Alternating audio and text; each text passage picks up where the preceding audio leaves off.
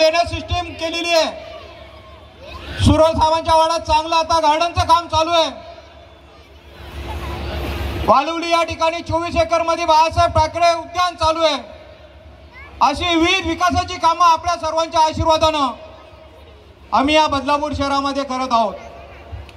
थोडासा पाण्याचा प्रश्न आहे। 260 कोटी रुपयाची योजना आहे, माननीय माजी मुख्यमंत्री एकनाथ शिंदे साहेब यांनी मंजूर केलेली आहे। मी बोलणार नाही, 15-20 दिवसात टेंडर निघेल। खोटं आश्वासन वामन मात्र कधी देणार नाही, आमची टीम पण देणार नाही।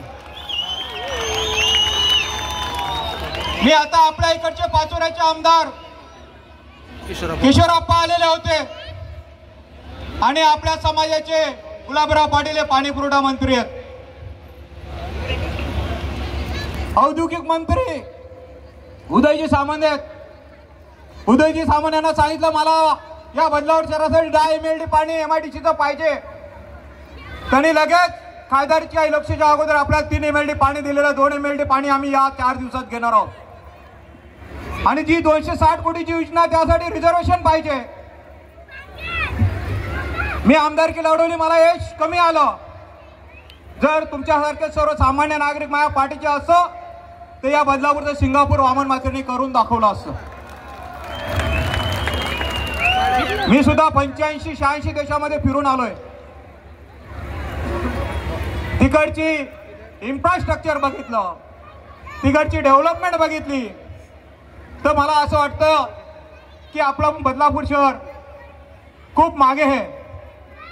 आम्ही नगरपालिकेच्या माध्यमातून जी कामं होती प्राथमिक सुविधा केलेली आहेत। चांगलं स्ट्रीट लाईट दिलेलं आहे, थोडंसं पाणी हे महाराष्ट्र जीवन बाधिरकारण असल्यामुळे सर थोडीशी आम्हाला अडचण निर्माण होते। पण परवाच शरदजी म्हात्रे आम्ही सर्व एकनाथजी शिंदे साहेबांना भेटलो। त्यांना सांगितलं माझ्या माता भगिनी, माझे सर्व सोसायटीचे लोक लाखोनी टँकरची बिलं भरतात। जर या बदलापूर शहरात काही टँकर माफी आहेत, यांना हद्दपार करायचं असेल तर तुम्ही लवकर पाण्याची योजना मंजूर करा आणि माझ्या सामान्य जनतेला पाणी द्या। साहेबांनी सांगितले 5 तारखेला मीटिंग घेणार आहे आणि त्या मीटिंगमध्ये आपल्या स्कीमला मंजुरी देणार आहेत। जितके समाज असेल या व्यासपीठावर घ्यायचं।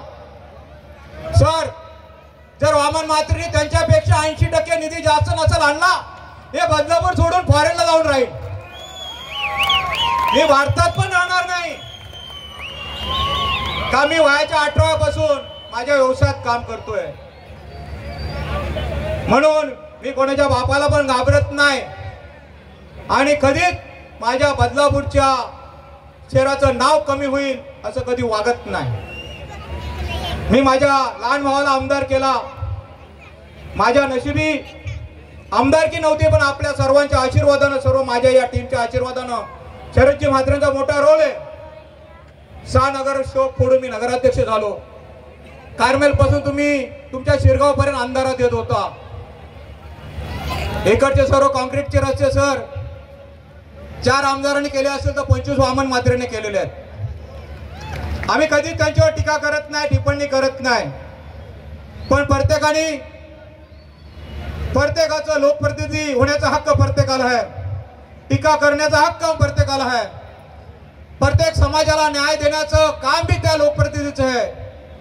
पण माझ्या शिवसेनेच्या पदाधिकारी कधीच तुम्ही आले तर खाली हात जाणार नाही असं अभिवचन मी आपल्या या समाजाला देतो। मी आता ज्ञानेश्वर म्हात्रे आणि आपल्याला सांगितलं की या शहरामध्ये एक खानदेश भवन असेल आणि हा शब्द वामन मात्रे पूर्ण केल्याशिवाय राहणार नाही।